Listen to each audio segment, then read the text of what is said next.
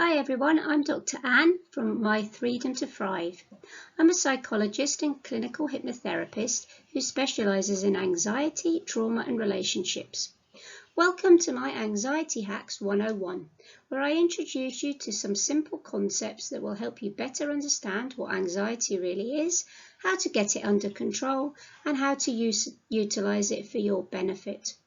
I've designed my videos based on my 30 years working and studying in my field, and I really hope they'll provide you with some real life value. It'd be really great if you could get me some feedback on the content, and if you find the following useful, remember to become a subscriber on my YouTube channel so you can get access to any new content I put out.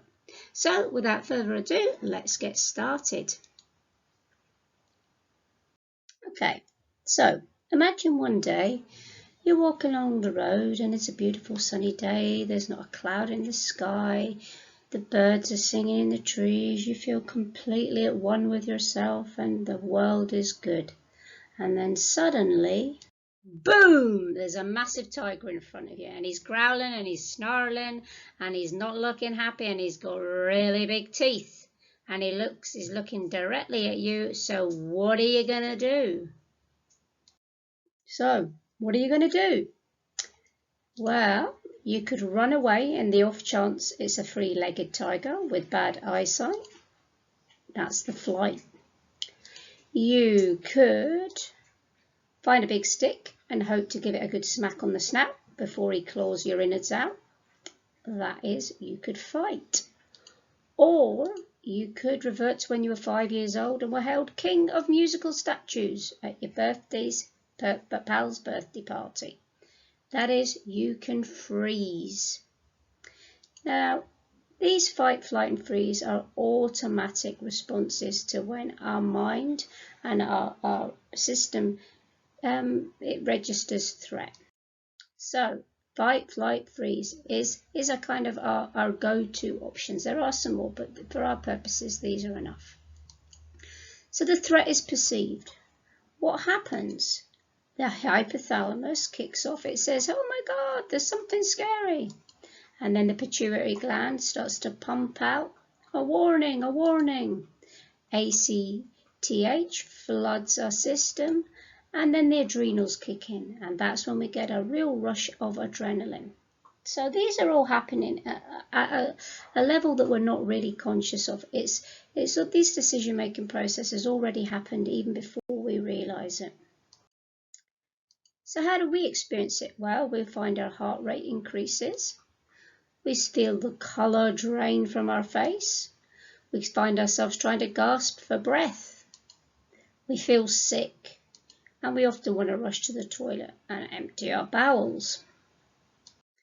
What we need to know as well is what's actually happening in our brain, especially in the frontal lobes. The frontal lobes are our executive planning. That's the part where we're able to be analytical, to work things out, and where we're much more considered in our responses.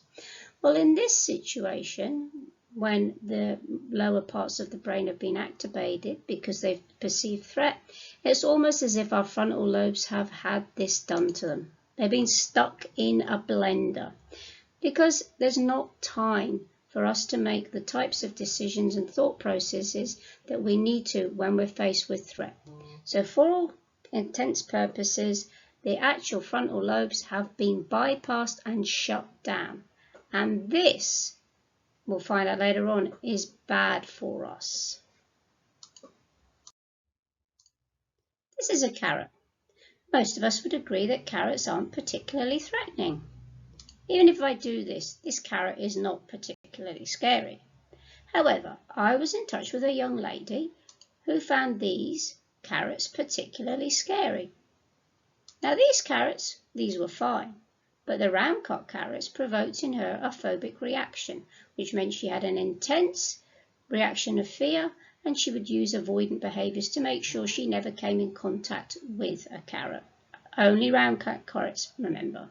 So the actual feelings and reactions she was having within herself and her behaviour was as if actually this round cut carrot was this. She was being attacked by a ninja, which most of us would agree would seem pretty strange. Why would somebody react to a relatively innocuous round cut carrot as if they were being attacked by a ninja. She had all of the same reactions, all of the same deep level biochemical and neurological reactions that she would as if she had been attacked by, the tiger, or the ninja. Now, why on earth would a round cut carrot be able to provoke that degree of fear? Well, in any of us, we have the ability to misattach those deep psychological and neurological functions which we have no control over to something that is relatively unscary and unthreatening. And that's what we call a faulty pattern match. When we're linking up certain events, certain triggers to a deep neurological, psychobiological reaction chain that really it's not supposed to be made for.